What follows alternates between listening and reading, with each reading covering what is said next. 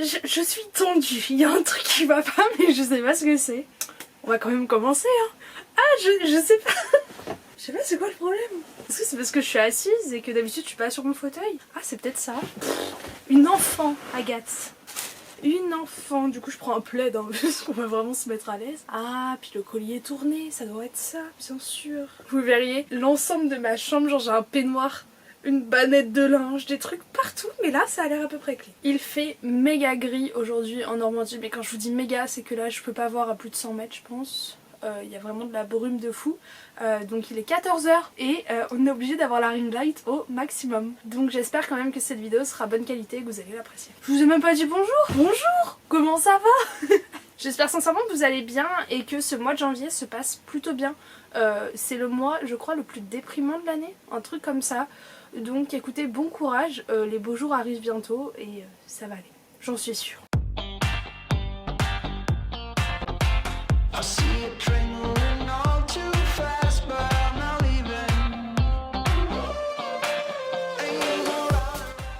Je reviens enfin aujourd'hui pour vous parler de la lecture en VO.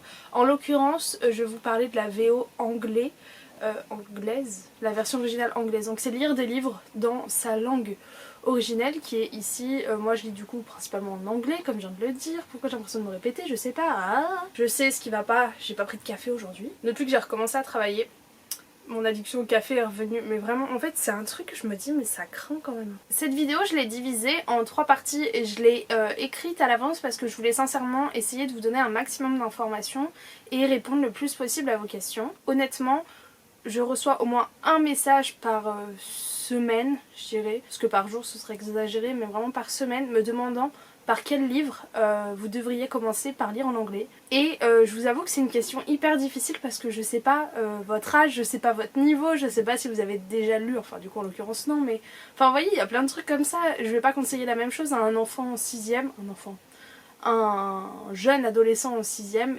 qu'à quelqu'un qui a mon âge quoi. L'idée de cette vidéo c'est surtout de vous présenter mon expérience face à la VO et vous montrer que c'est pas parce que tu décides de t'y mettre un jour que bam tu te mets à tout lire en anglais du jour au lendemain. À l'heure où je vous parle j'ai essayé de compter, je crois que dans ma vie entière de lectrice, qui est une vie plutôt chargée et fournie, parce que je lis depuis que je suis toute petite et je lis constamment, enfin j'ai jamais eu un Noël ou un anniversaire où j'ai pas eu de livre, vraiment c'est un truc, ça a toujours fait partie de ma vie et du coup forcément lire des livres en anglais ça a rejoint un moment mon chemin de cette vie de lectrice et ça l'a pas fait. Ça l'a pas fait au début.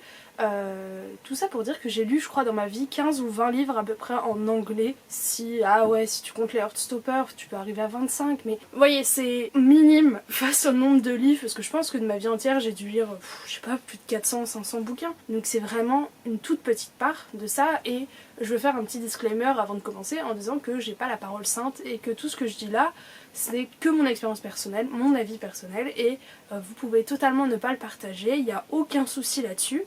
Mais voilà, essayez d'être ouvert un peu d'esprit. Alors comme je vous disais, j'ai divisé cette vidéo en 3 parties. Dans la première, je vais vous parler donc de mon expérience personnelle, comment je suis arrivée là où je suis aujourd'hui. J'ai l'impression d'être dans un site de rencontre, alors pas du tout. En deuxième partie, je vais vous parler un peu de tous ces avantages, désavantages que je trouve dans le fait de lire en anglais. Et en troisième partie, on va passer sur mes conseils pour débuter la lecture en VO. Et je vais vous recommander quelques bouquins qui ont moi fait partie des premiers que j'ai lus et que j'estime assez simples entre guillemets pour se lancer dedans. Ce sera la partie la plus longue de cette vidéo. Alors pour vous parler de cette première partie très blabla, mon expérience avec la VO je pense qu'elle commence quand je devais être en 5ème par là. Donc comme je vous disais je vis en Normandie et avec mes parents on aime bien aller à Londres, passer un week-end à Londres, souvent c'est autour de la Pentecôte par là. On fait ça tous les 2-3 ans, ça fait longtemps qu'on l'a pas fait mais on y allait 3-4 fois d'affilée. Mes parents aiment vraiment énormément cette ville et de Dieppe vous prenez le bateau, ça coûte vraiment pas cher. Bref voilà, petit tips si vous voulez. Vraiment faudrait que je lance des recommandations voyage hein, parce que... Et donc forcément, allô quoi, Agathe arrive en Angleterre, bah forcément que je vais chez, comment c'est, Waterstones ou un truc comme ça. Voilà, je vois Nos étoiles contraires en anglais, je vois tous les livres que j'aime. D'ailleurs ils sont là, j'ai Vous voyez pas, attendez. C'était à l'époque où j'adorais la sélection. Donc j'avais acheté la sélection en anglais.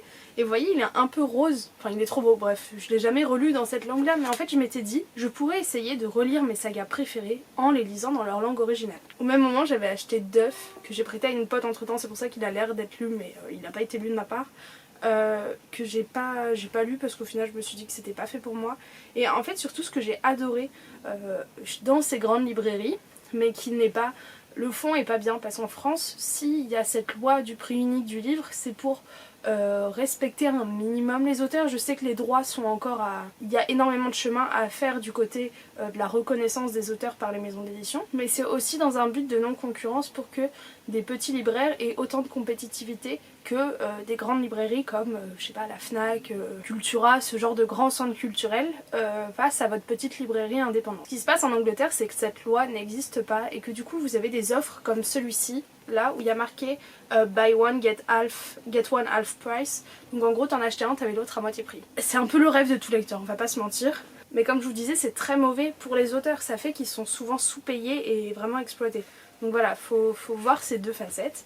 Mais donc je suis arrivée en Angleterre, moi avec mon petit argent de poche de collégienne, j'ai craqué mon slip, j'ai acheté je crois 6 ou 7 livres en anglais et je me suis dit je reviens en France et je me mets à lire en anglais. Je voulais vraiment progresser, j'ai toujours eu ce goût du voyage, c'est pas la première fois que je vous en parle, mais je voulais pas me limiter au français et je voulais plus.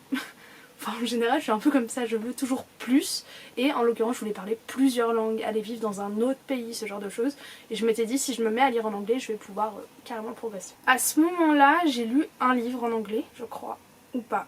Non, je vais vous le montrer du coup parce qu'il était dans mes recommandations. J'ai commencé à lire The Fault in Our Stars, donc Nos étoiles contraires. Je sais que beaucoup de gens le détestent. Moi, pour ma part, j'avais adoré, j'avais surkiffé. Et en fait, ce que j'ai fait, je vais vous montrer, au premier chapitre, en vrai, je crois que j'ai lu jusqu'à la page 5. Je surlignais, en fait, je soulignais tous les mots et je les traduisais. Je vais vous en parler mieux dans mes conseils, mais pour moi, c'est absolument pas à faire. Vous voyez, vous imaginez le temps que je passais dans ma lecture à traduire tout ça mot à mot. Donc forcément, j'étais hyper découragée et j'ai arrêté. Et donc ces 4-5 livres sont restés dans ma pile à lire pendant des années, certains en font encore partie d'ailleurs. À ce moment-là, j'ai essayé aussi les livres que tu peux trouver, ou en l'occurrence c'était un film, je sais plus ce que c'était, où c'était traduit à moitié en anglais, à moitié en français. Il y a des collections qui existent où vous avez cette double page. J'avais acheté un recueil de nouvelles fantastiques comme ça, j'avais présenté sur ma chaîne, peut-être que vous en rappelez. Mais non, ah mais bah du coup ça fait pas longtemps. Ah non, peut-être je l'avais montré dans une palle ou un truc. Mais en tout cas, rien. Enfin rien, ça a rien donné à ce moment-là et j'ai abandonné et je suis retournée vers la facilité qui était lire les livres traduits. Voilà. J'ai été frustrée quand même parce que dans le fond je m'en sentais capable mais je sentais que j'avais trop peur pour vraiment me mettre dedans et en fait j'avais aussi peur de pas lire assez vite, de pas envoyer tout ça et du coup je me bloquais et voilà, j'ai pas continué là où j'aurais dû. Après j'ai découvert du coup YouTube, je crois que j'ai découvert YouTube quand j'étais en 4ème, un truc comme ça, et rapidement je suis tombée aussi sur des youtubeuses américaines ou au moins anglophones et là je suis tombée amoureuse du hardback, notamment sur la chaîne, donc ça c'est une canadienne mais québécoise qui s'appelle, je vous en parle souvent en plus, c'est Tara et sa chaîne, bon je vous l'écrirai à l'écran, mais elle faisait des énormes commandes Book Outlet et à chaque fois mais je buvais ses paroles, vraiment j'étais en mode oh, mais c'est incroyable tous ces livres qu'elle a pour pas cher et ils sont en anglais et voilà. Book Outlet d'ailleurs, je vais pas m'attarder sur Book Outlet aujourd'hui mais en gros c'était un principe de, par exemple j'en ai un livre de là où là en l'occurrence je l'ai payé 5 € et c'est un hardback parce que il y a eu un coup de marqueur, il y a un petit point de marqueur à un endroit et du coup les livres sont invendables en librairie donc ils les revendent à Book Outlet qui est fait après. Pourquoi j'arrive pas à dire Book Outlet? Book Outlet. Bref. Et eux après ils te les revendent pour une bouchée de pain aussi quoi. Il y a eu une polémique il y a 6-7 mois sur le fait que Book Outlet choisissait des représentants seulement blancs. Voilà, et c'est juste que la polémique a été tellement mal gérée de la part de Book Outlet et vraiment déjà que la tombe était bien creusée et les mecs se sont jetés dedans quoi. Donc à partir de là, moi les propos m'ont absolument choquée et j'ai décidé de boycotter un maximum cette boutique. Déjà que de base j'avais jamais commandé vraiment une grosse quantité de bouquins et le livre dont je viens de vous parler je l'ai acheté là-bas par erreur, enfin j'avais pas calculé que c'était eux qui le vendaient. Mais voilà. Bref, on referme ce chapitre book à plate. Mais bref, je voyais cette Tasha Police, je crois. Non, c'est pas elle. Bon bref. Qui vraiment... C'est oh là là, Madre Mia. Et j'aimais trop. Et aussi j'aimais bien parce qu'en fait elle lisait énormément de romances. C'est ma période où je découvrais Driven et tout. Et vous voulez que je vous raconte une anecdote sur Driven ou pas? C'est la vidéo des anecdotes. Je vous ai dit ou pas de prendre un café, un chocolat au début parce que là vous allez peut-être pour longtemps. Le tome 1 de Driven, donc de Kay Brownberg, qui est une saga publiée chez Hugo Roman en français, je le voulais tellement. Et c'était au début de ma chaîne, je crois. Ouais, j'ai commencé ma chaîne, je venais d'avoir 17 ans. J'ai commencé ça le 14 février et j'ai eu 17 ans le 12 février. Donc, bref, on s'en fout. Mais c'était en fait ma résolution de ça y est, j'ai 17 ans, je me lance quoi, j'arrête de patienter comme ça. Bref, ce n'est pas la question du tout. Et il y avait Fancy Fanny. Oh là là, si Fanny elle voit cette vidéo, je crois pas qu'elle me suive, mais je suis désolée par avance, vraiment, je suis désolée. En gros, elle avait fait un concours pour ses 5000 abonnés, je dirais, un truc comme ça à l'époque. Et elle faisait gagner Driven parce qu'elle adorait Driven. Donc moi, je participe et dans les conditions, il y avait « Il faut avoir 18 ans ». Tu vois le truc venir, non? Et en fait c'était... moi mes parents savent que je lisais des fesses, du huc. D'ailleurs, autre histoire, ma mère croyait que j'écrivais un roman érotique, mais pas du tout. Enfin bref, bon on s'en fout, c'est une autre blague. Et du coup, pour bien genre tartiner mon mensonge, parce que j'aurais juste pu cocher la case j'ai 17 ans, tu vois. J'ai 18 ans. Je lui ai répondu mais c'est un honneur si je gagne ton livre, vraiment je viens d'avoir 18 ans et tout. Et du coup dans le mail elle me disait bon anniversaire, je suis trop contente que tu le gagnes pour ton anniversaire et tout. Rien, c'était un pur mensonge. Parce que je crois que c'était en mode avril, mon anniversaire était passé depuis longtemps. Voilà, donc c'est comme ça que j'ai menti à Fancy Fanny pour gagner un livre dans un concours. C'était à l'époque où je gagnais énormément de concours. Hein. Depuis ma chance a tourné, je pense que le karma m'a tourné le dos. On s'est énormément dispersé, je suis désolée. Je sais même pas comment je suis arrivée là. Ah oui, pour dire qu'en fait, du coup, je voyais Tara qui lisait en des romances comme donc Driven, et elle lisait donc les tomes avant leur sortie et leur traduction, et surtout elle lisait les romans à 8 €, alors que Hugo les vend 17, tu vois. Et j'étais là en mode, oh, mais ça veut dire que je pourrais en acheter 2 si je lisais en anglais. Vous voyez, les calculs de Agathe qui a 10 € d'argent de poche, non j'avais pas 10 € mais... par mois, voilà quoi, qui pouvait s'acheter 3 livres si elle calculait bien. Ma vie a continué et quand je suis retournée en Angleterre une fois, j'ai acheté un livre d'Abby Glines, je crois, non, c'était comme ça que j'ai découvert, qui s'appelle Into the Light, que je vais vous présenter après. Non, c'est Friday Night, bon je vous le montre là. Ah non, Until Friday Night, donc de Abby Glines, que j'ai dévoré. Et c'est en fait le premier livre en anglais que j'ai dévoré. Et où en fait je me rendais pas compte que je lisais dans une autre langue. Et ça a été la révélation. J'ai lu lentement mais c'est je crois le premier que j'ai fini. J'ai un doute quant à ça en fait. Ah non, non mais non, oh, mais oui, oh non. Il y a une vidéo sur ma chaîne, je vous déconseille d'aller la voir parce qu'elle est vraiment pas ouf. C'est je lis mon premier livre en VO, un truc comme ça. Et vous avez un détourage dégueulasse et je suis là, c'est un truc comme ça. Et c'était un livre, c'était un mystère. Tout petit, la couverture était bleue, il y avait comme des gouttes et ça se passe dans un camp l'été. Et ça c'est le premier livre que j'ai lu parce que je voulais absolument savoir qui avait tué ou qui avait disparu, je sais plus, je me rappelle même plus du plot, mais j'avais dévoré ce livre. Et après ça je m'étais dit, ça y est, j'ai le truc, je vais me mettre à lire en anglais. Toi-même tu sais que non. Voilà, je crois que quelques mois après j'ai continué avec lui. Et après je crois qu'il y a eu une énorme pause quoi. Et puis je suis allée en... Je pense que ça a été ça mon vrai déclic quand je suis partie en Australie. Donc c'était l'été 2018 où là je me suis retrouvée chez Lucie du coup à Sydney, qui elle lisait énormément de fantasy en anglais. Vraiment elle est fan de Sarah J. En vrai quand j'y pense c'est peut-être elle qui m'a donné l'amour de Sarah J. Maas. Je sais pas, mais elle avait vraiment une étagère de Sarah J. Maas avec tous les tomes et tout. Elle avait, honnêtement, je voyais sa bibliothèque et j'étais en mode oh, suis-je dans la chambre d'une booktubeuse américaine? On a fait une vidéo devant sa bibliothèque qui est sortie un an après, donc je pense vers 2019. Et c'est dans la bibliothèque de Lucie, je crois que c'est ça le titre. Parce que de base je voulais faire une série de vidéos où j'allais dans la bibliothèque des gens, donc de Lucie, de ma mère, de ma soeur, de ma meilleure amie. Vous voyez, et je leur pose tout le temps les mêmes questions, mais bon... Je devrais le mettre sur mes résolutions de 2021 en vrai. Et là du coup Lucie, on parlait de livres, on parlait de tout. Enfin, j'ai vécu 3 mois avec elle donc on a pas mal parlé quand même. Et il y a des fois quand on allait se promener, on allait book shopping quoi. Book shopper plutôt. Et je me suis retrouvée chez... Comment ça s'appelle cette boutique? Lui je l'ai acheté chez eux. Ah mais oui, ça c'est Harry Hartog. C'était une petite librairie dans un centre commercial. Magnifique cette librairie. Et en fait j'ai découvert les hardbacks, j'ai découvert tout ça. Honnêtement les prix étaient pas les plus intéressants je pense. Mais c'était pas ça le plus important en soi, parce que l'Australie pour moi ça a vraiment été un voyage où j'ai appris à me connaître, à me découvrir, et je passais énormément mes journées seule. Je sais pas pourquoi ça me fait rire. Et du coup j'avais du temps pour lire, pour explorer un peu ces options comme la lecture en VO. Et c'est là-bas que j'ai découvert des super livres en anglais. Et en fait quand je suis allée en Australie j'y avais pas emmené de livres, je crois pas. Ou peut-être... Ah oui, j'avais emmené un roman de poche que j'ai toujours pas lu à jour d'ailleurs. Et du coup là-bas j'achetais mes livres et je les lisais sur le moment, et voilà, c'est comme ça que je fonctionnais. Et puis quand je suis revenue d'Australie je lisais un peu, mais j'ai eu un passage à vide quand j'ai commencé l'université. Parce que j'avais du mal en fait à trouver mon rythme entre mes vidéos, lire, ma vie en colocation, ma vie d'étudiante, tout ça, j'avais un peu du mal à trouver le juste milieu.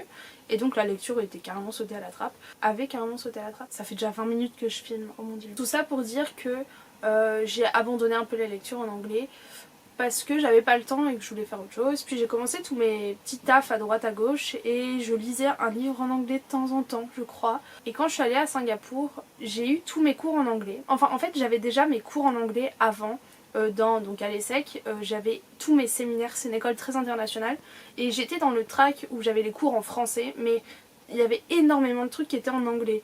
Tous les séminaires de rentrée, tous les intervenants, les conférences, tout ça, c'était tout le temps des interlocuteurs anglais, enfin anglophones, ou du moins des fois français mais qui parlaient anglais quoi.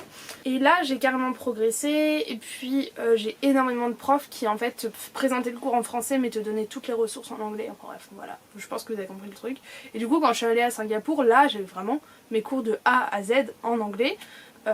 J'étais dans une école quand même française de base parce que c'était l'ESSEC de Singapour, donc entre nous on parlait pas vraiment anglais, mais dans tous nos voyages autour, on parlait anglais, on rencontrait des gens en anglais, et donc j'ai forcément beaucoup progressé quand j'ai voyagé. Quand je suis retournée en France, c'était au moment du déconfinement en France, mais moi comme je venais de transiter dans plusieurs aéroports et tout, je me suis confinée dans ma chambre pendant au moins 10 jours je crois. Et là, et là c'est là que le début de la misère a commencé.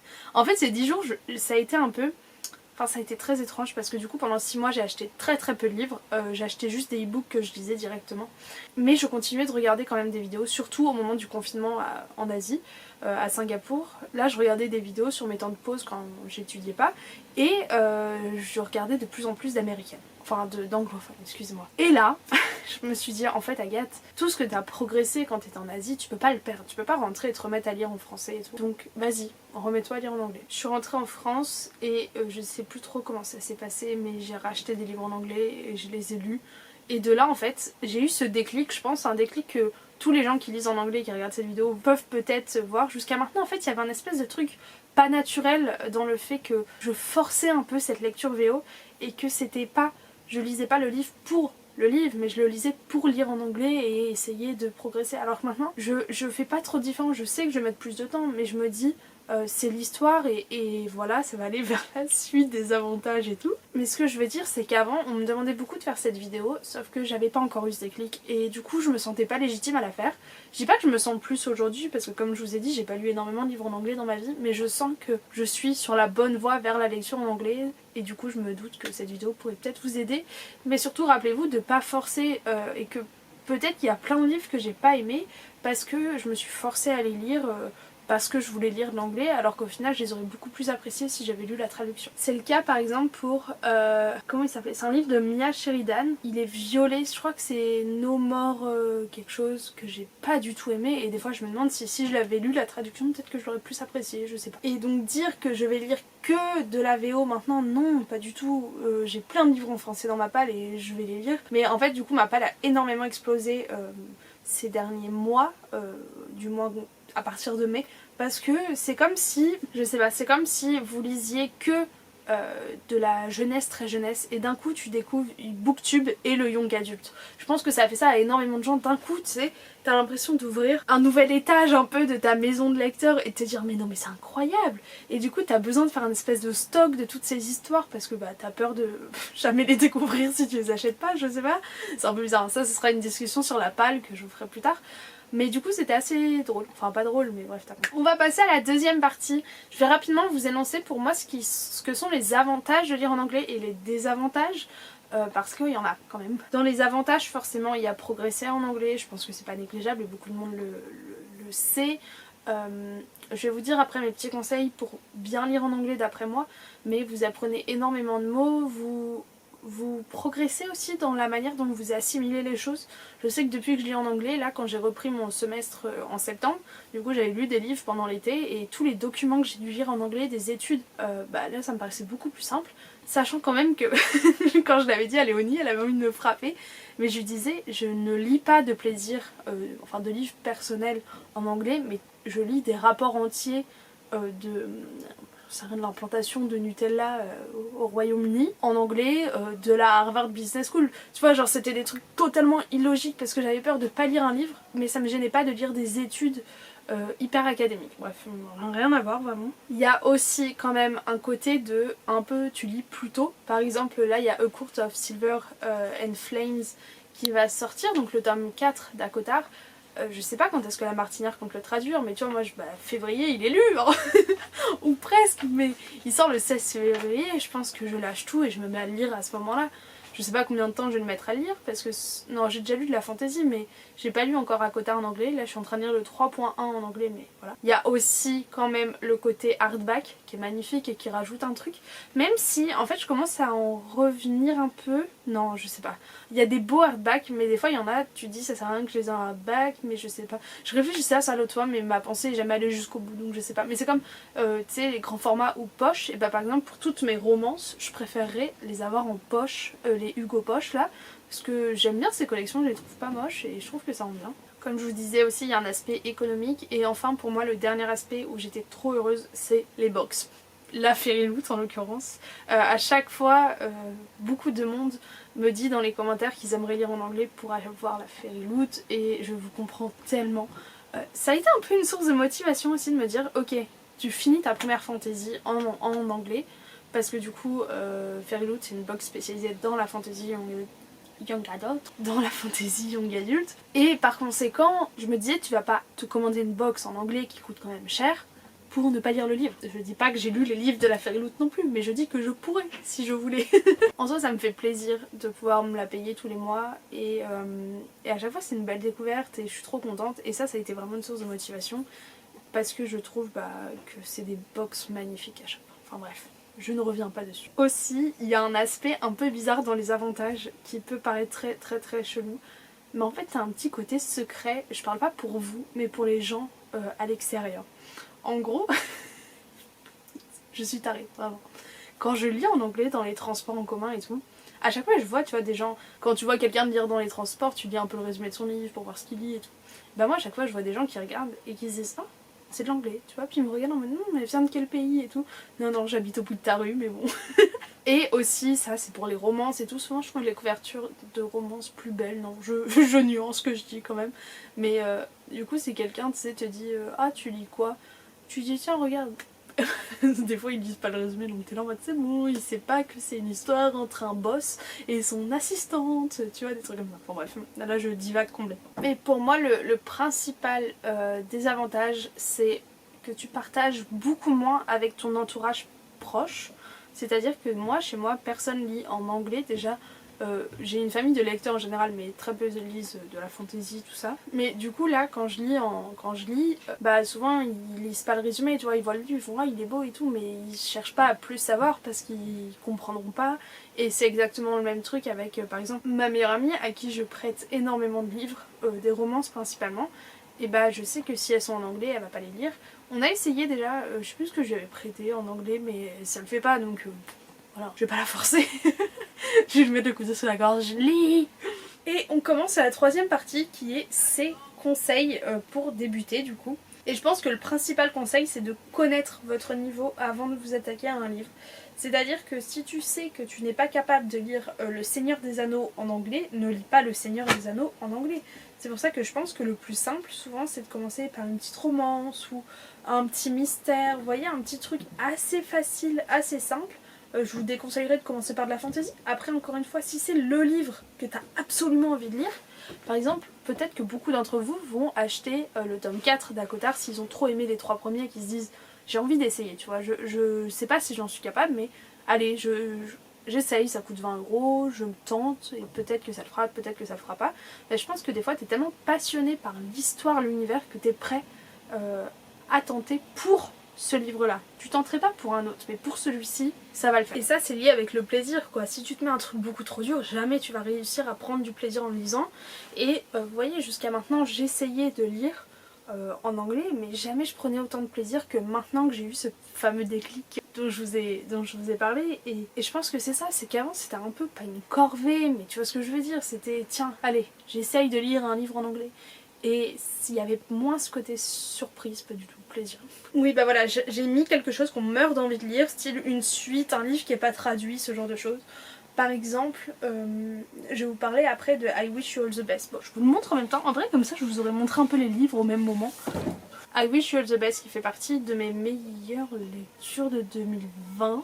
Est-ce que j'ai oublié de le mettre dans les awards? Je crois, non? Ou pas, je sais plus. Mais en tout cas, c'est un livre que j'ai lu en juin et c'est un de mes premiers livres en VO, je crois, à post-déclic. Et ça a été une claque, j'ai vraiment trop aimé. C'est un contemporain, donc c'est assez simple à lire et moi je vous le conseille vraiment vivement pour essayer de le lire. Et si l'histoire vous tente, vous voyez là il n'a pas été traduit encore, si jamais vous avez envie de le découvrir, ça peut être une option. Aussi, souvent ça je me faisais ça au début, c'est se fixer un objectif, donc c'est-à-dire se dire avant d'abandonner ce livre, j'essaye de lire 50 pages de ce livre. Et ça vaut aussi pour les livres en français finalement quand tu veux faire un tri dans ta palle, tu vois. Et bah là, je me dis que, tu vois, faut que tu te prennes en mode 1 heure, un objectif comme ça, de dire ok, là pendant 1 heure je me dédie à ce livre, pas forcément un objectif de page, mais vraiment tu te mets limite un chrono sur ton téléphone et te dire que tant que t'as pas essayé au moins de le lire pendant 1 heure d'affilée, tu l'abandonnes pas parce que ça veut dire que tu t'as pas vraiment eu le temps de te plonger dedans. Parce que ça, bon, ça je pense que ça doit être aussi dans les livres en français, mais moi je sais que quand je recommence un livre en anglais, après l'avoir laissé voilà, toute la journée, le soir on me couchait, souvent les 2 premières pages elles sont dures. Et puis passé 10 minutes, ça recommence, tu vois, mon cerveau c'est comme si c'était remis en mode anglais. Et du coup il faut que vous laissiez votre cerveau le temps de s'habituer à changer de langue, à lire d'autres mots, et c'est pas en lisant une page de temps en temps qu'il va y arriver. Donc essayez de vous mettre un petit objectif comme ça, et que si au bout de 50 pages le livre tu l'aimes toujours pas, que c'est une corvée ou j'en sais rien, bah tu l'arrêtes, hein. Y a pas de police pour voir si t'as bien fini tous tes livres de ta bibliothèque. Alors après ça va être un peu propre à chacun, mais j'ai mis ne pas tout traduire. Donc par exemple sur le papier comme je vous ai montré pour Nos étoiles contraires, ou dans sa tête. Je faisais énormément ça au début, notamment les dialogues des personnages. En fait je lisais la page, après je me les rejouais dans la tête et bah déjà je perdais un temps de fou.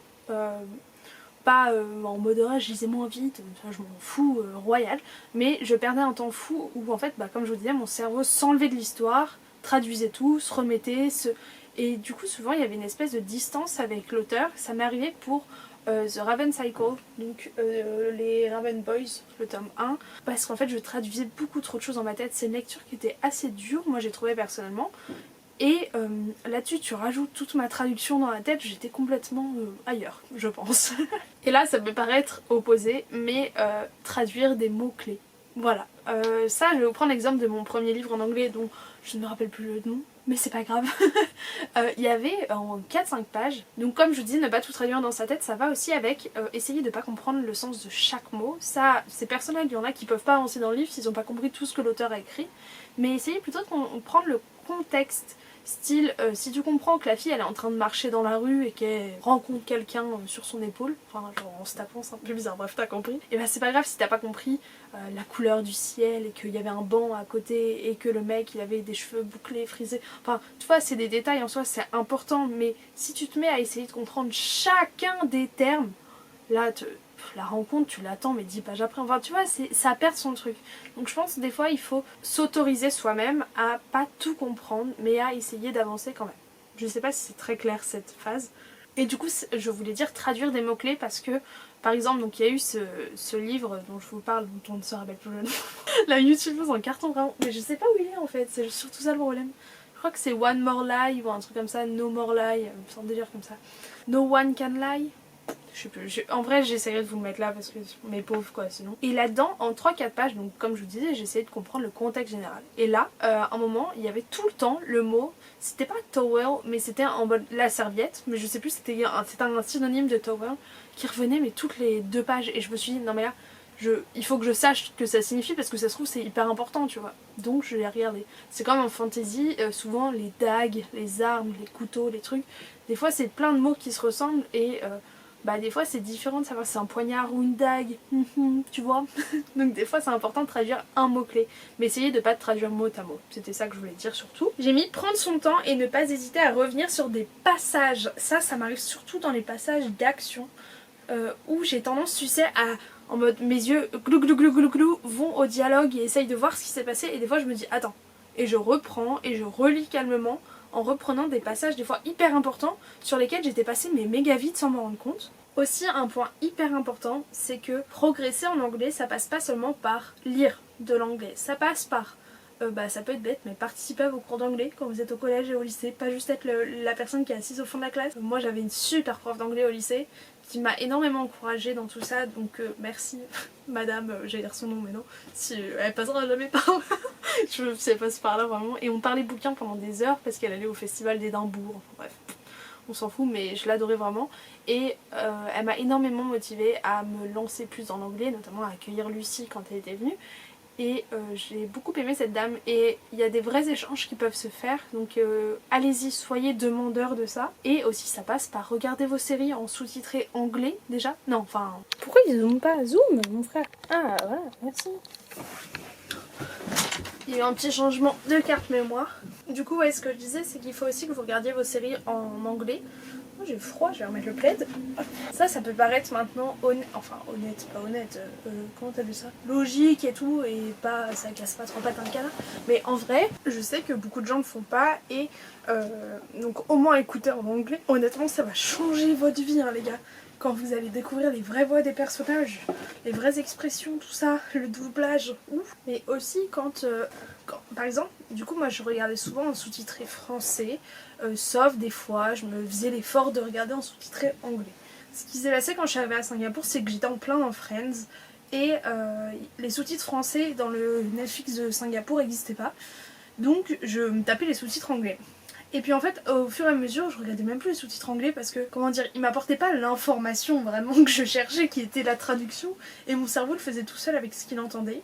Et de là, je me suis mise à, depuis ce moment-là, je regarde les films anglais sans les traductions. J'avoue que quand il y a les sous-titres, ça peut quand même aider des fois, tu vois. Mais pareil, énorme changement à ce niveau-là, donc essayez de penser que c'est pas juste lire en anglais qui va vous faire progresser dans lire en anglais, mais regarder des séries en anglais, regarder la télé anglaise en mode les informations, écouter des podcasts en anglais. Jamila, ça s'appelle I Wait, donc genre je pèse entre guillemets, qui est incroyable son podcast, allez-y. Tout ce qui est film, tout ce qui est musique, essayez de comprendre les paroles parce qu'il y a une différence entre écouter une musique et comprendre une musique. Et enfin, on est très proche finalement là, non ? Et enfin, je pense que les audiobooks vous feront énormément progresser en anglais.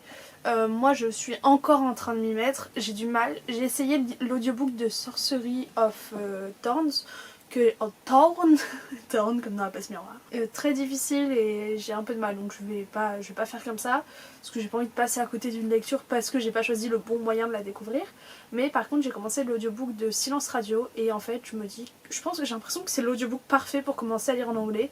C'est des chapitres hyper courts, l'auteur, enfin la personne, l'actrice, je crois, c'est des acteurs qui font ça, qui raconte est super et elle a un accent anglais magnifique, t'as l'impression d'écouter Molly Bobby Brown, la fille de Stranger Things, donc vraiment génial.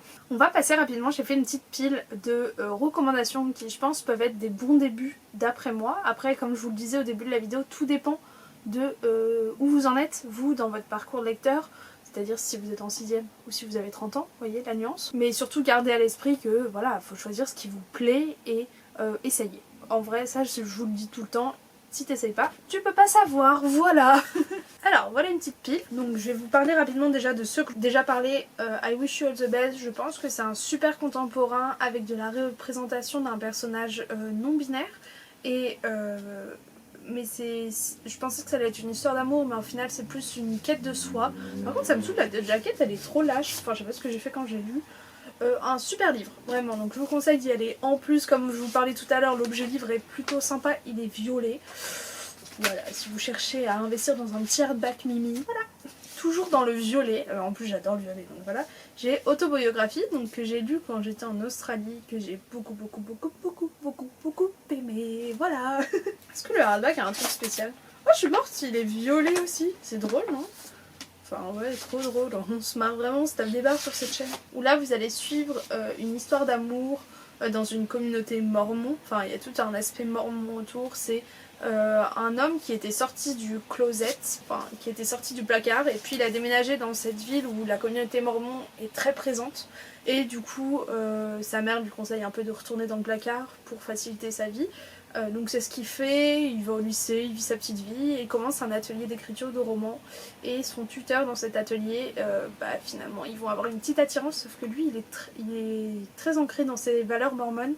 Et ça se dit valeurs mormones? Je sais pas, ouais. Et du coup ça traite un petit peu aussi de tout ce qui est religion, rite, tout ça, mélangé à la recherche sexuelle d'adolescents. Enfin bref, l'orientation sexuelle, tout ça. C'est vraiment, ces deux livres-là pour moi c'est un peu les frères et sœurs, ils sont géniaux. Ensuite, je vous ai aussi parlé tout à l'heure de Nos étoiles contraires. Ça va avec l'idée de lire un livre que tu as déjà lu. Moi, pour ma part, je pense pas que ce soit une bonne idée, parce que comme jusqu'à maintenant, j'étais pas du tout friande de relecture, mais ça peut être un bon début. Beaucoup de gens conseillent, ça je l'ai noté sur ma feuille aussi, je vais vous en parler, de relire un livre que tu as déjà lu. Moi, pour ma part, je pense que si la relecture vous tente, faites-le, mais ne pas oublier que vous devez quand même être motivé à l'idée de le lire. Et donc des fois, on n'est pas motivé à l'idée de lire un livre où on sait déjà la fin. Voilà. Ça va avec lire Harry Potter comme première lecture. Alors, Harry Potter, parlons-en. Moi je vous conseille pas du tout. Déjà parce que pour ceux qui ont essayé de le lire, au début c'est Hagrid qui parle, vous savez, dans cette scène à la cabane là, quand il va chercher Harry. Et Hagrid ne parle pas anglais. Pas du tout. Hagrid parle la langue d'Hagrid, je sais pas ce que c'est, mais en... Je sais pas comment ils l'ont traduit dans les livres en français en vrai, mais en anglais c'est une horreur à comprendre. Déjà, comprendre l'anglais c'est compliqué, alors en plus si tu te mets une espèce de barrière où il mâche tous ces mots, il les mélange, il y a des H, des N, des apostrophes, enfin vraiment c'est une horreur vraiment à comprendre. Donc les gens qui conseillent Harry Potter, j'étais une de celles qui le pensaient, et puis finalement non. Voilà, déjà que voilà, Harry Potter, je vous l'ai déjà dit, je suis très déçue parce que J.K. Rowling a pu dire, et le fait qu'elle ne se rende pas compte que c'est problématique. C'est surtout ça, à la limite, présente tes excuses ma soeur. Non, elle dit qu'elle a raison. Très bien. Et en plus de ça, Harry Potter c'est quand même de la fantasy, et moi je vous conseillerais peut-être pas de commencer par deux, enfin c'est un livre fantastique, parce que y a tout un univers à connaître, Poudlard, les maisons, le Choixpeau, enfin vous voyez, c'est des jeux de mots en plus, Poudlard, ça veut dire Hogwarts, enfin bref, vous comprenez ça. Mais c'est énormément de trucs comme ça, et il y a toute une mythologie autour de l'univers. C'est juste que dans un sens vous la connaissez déjà, vu que vous avez forcément entendu parler d'Harry Potter, vous avez vu les films, vous avez peut-être lu les livres, vous voyez, mais c'est un peu compliqué quand même, moi je vous conseillerais pas forcément. Pour moi, vraiment, le livre parfait pour commencer à lire en anglais, c'est en plus un livre où vous avez accès gratuitement. Je vous en ai déjà parlé dans des vidéos, donc voilà, c'est les Heartstopper. Vous avez peut-être lu en français, je sais pas. Moi pour ma part, je sais pas combien les ventes achètent, mais ça me bloquait un peu de mettre ce prix là là-dedans. Je crois que normalement Alice Oseman a prévu d'en écrire 5, et pour ma part, je mettrai ma main à couper qu'ils vont créer un box set, un coffret en anglais quand tous les tomes seront sortis, donc à ce moment là j'achèterai 5 tomes d'un coup. Mais là je suis à la lecture du 4e et demi, enfin je sais pas combien j'en suis exactement. Vous tapez sur internet aliceoseman.com, vous arrivez sur le site officiel de l'auteur. Là-dessus, honnêtement, il y a un moment, je crois que c'est en anglais, découvrir mes histoires, ou même il y a un truc qui s'appelle Heartstopper, et elle te présente plusieurs moyens pour découvrir Heartstopper. Pour ma part, je le lis sur Tapas, qui est, vous pouvez découvrir plein d'histoires, payantes ou non, Heartstopper l'est pas, et vous découvrez toute l'histoire de Heartstopper gratuitement. Donc c'est de l'anglais, mais vous avez les dessins pour vous aider, c'est des petites bulles, c'est pas mal du tout, et moi je trouve ça assez simple à lire, vu qu'en plus c'est de l'anglais du quotidien, donc je vous le conseillerais. Ça, Heartstopper pour moi c'est vraiment à fond. Il y a des trigger warnings. Ce qui est génial avec Alice Oseman, c'est qu'elle vous en met au début de chaque chapitre, donc notamment ça parle énormément de troubles alimentaires. Donc elle vous met eating disorder au début de chaque chapitre quand ça va en parler. Donc si c'est des sujets qui peuvent être triggering pour vous, comme ça vous pouvez les éviter. Donc ça, énorme bon point à Alice Oseman. Et aussi j'ai lu un autre livre qui va un peu avec Heartstopper, j'ai lu This Winter, c'était ma première lecture de 2021. Je vais pas vous en parler trop en détail, mais c'est un livre qui fait 100 pages et en fait vous voyez il y a des dessins et tout, il y a même un moment un échange de textos et vous suivez Charlie, enfin la famille de Charlie, vous voyez il y a des textos et c'est vraiment écrit mais incroyablement gros, regardez limite là où vous êtes vous pourrez les lire quoi. Et ça peut être génial parce que comme je vous disais il y a les textos mais oui c'est simple, voilà regardez les échanges de messages, il y a des images et en fait ça raconte les fêtes de Noël dans la famille de Charlie qui est la famille Spring. Vous suivez d'abord sa sœur Tori qui est dans un livre d'Alice Oseman, je crois qu'elle est dans Solitaire. Ensuite vous suivez Charlie qui est du coup dans Heartstopper et dans sa novella Nick and Charlie, et à la fin vous suivez le petit frère des deux, Oliver, qui est dans aucun livre pour l'instant mais il est tout petit donc c'est normal. Elle a mis sur son tapas et je crois sur ses réseaux sociaux aussi, je sais plus où je l'ai vu, une espèce de timeline de quand lire quoi, et ben en fait moi je crois que je suis juste en retard pour... Et en fait ça vous dit si ça se croise et tout parce que souvent c'est des bandes de potes, mais celui-là vous spoilera pas grand chose, je vous conseille de lire Heartstopper quand même parce que sinon tu te... Ah ouais non en vrai tu vas... Parce que Charlie a des problèmes de troubles alimentaires, donc dans celui-là vous découvrez qu'il a des problèmes de troubles alimentaires. Ce que tu apprends au fur et à mesure dans Heartstopper. Donc je te conseillerais quand même de lire Heartstopper avant pour avoir tout ce que tu as besoin et après te mettre dans lui, mais lui est vraiment bien pour commencer. Ensuite Until Friday Night, qui était donc cette romance que j'ai absolument dévorée et que j'avais adorée. Voilà. Il y a aussi If There's No Tomorrow, mais je l'ai pas là. Je l'ai prêté... Ah mais je l'ai prêté à Léonie. J'étais en mode mais elle est où? Je l'ai prêté à Léonie, c'est un livre de Jennifer Larmentrout que j'avais dévoré et beaucoup aimé aussi, qui a été traduit en français. Mais bon c'est pas le but de cette vidéo de lire la traduction, merde. Et le dernier c'est Asking for It. Ah elle me fait flipper cette couverture à côté de moi. Est-ce que si je me mets comme ça fait pareil? Un livre sur des agressions sexuelles. Voilà, c'est très dur à lire. Je déteste ce livre autant que je l'aime.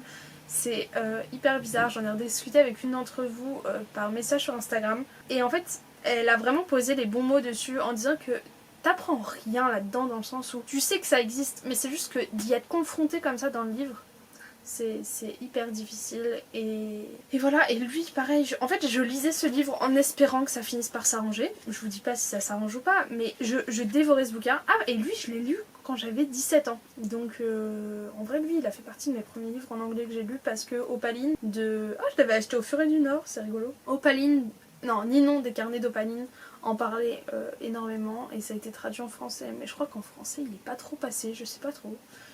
Mais ce livre horrible, mais bien, enfin j'arrive pas à en parler de ce bouquin, vraiment c'est un truc. Et voilà pour cette longue vidéo, mais vous me dites de plus en plus que ça vous dérange pas, notamment les vlogs. Là je sais pas si c'est pareil, bon dans tous les cas si ça vous intéressait pas, bah fallait pas regarder, c'est pas grave. J'ai envie de faire un petit challenge en mode si vous avez regardé jusqu'à la fin mettez tel emoji, donc, ou en vrai on peut introduire un mot rigolo dans les commentaires. Ouais faites ça plutôt. Oh cacahuète, est-ce que vous pouvez mettre cacahuète? J'adore le mot cacahuète. Cacahuète et tatami c'est mes deux mots préférés. Donc voilà, si vous mettez les deux alors là je suis vraiment heureuse. Et ce qui me tue à chaque fois c'est que vraiment vous faites preuve d'une innovation. Ouais, de ouf ouais. J'ai la gorge en feu. J'espère que vous aurez appris plein de choses dans cette vidéo et que vous aurez pris le temps du coup de la regarder jusqu'au bout. Mais surtout, voilà, l'idée principale c'est pas de pression, vous mettrez à lire de l'anglais quand vous voudrez et vous voyez moi j'ai essayé pendant des années et ça l'a jamais fait et depuis que je suis revenue là ça va faire du coup presque un an, ça y est j'ai ce petit déclic et vous forcez pas tant que vous l'avez pas parce que ça va vraiment, ça pourrait vous provoquer des pannes de lecture alors que c'est peut-être pas ce que vous voulez donc voilà. Si en attendant vous avez des livres que vous conseillez énormément pour commencer en anglais qui ont été THE livre que tu as commencé, n'hésite pas à le mettre en commentaire comme ça si d'autres gens cherchent vous pourrez aller voir dans les commentaires et trouver d'autres idées de recommandations. Moi je pense sincèrement que le mieux c'est que vous commenciez à lire et que vous essayez. Voilà. Les petits livres que je vous ai conseillés là sont vraiment super pour commencer. Si vous avez peur d'investir de l'argent dans des livres en anglais, du coup Heartstopper peut être un bon je sais pas quoi, une bonne alternative. Et puis voilà, je vais arrêter de parler ici parce que je crois que je filme depuis 21 plus 13 ça fait 34 plus 15 50 minutes, non 34 39 49. Ah bon allez, je vous fais plein de gros bisous et je vous dis à très bientôt samedi prochain dans une prochaine vidéo. Ciao.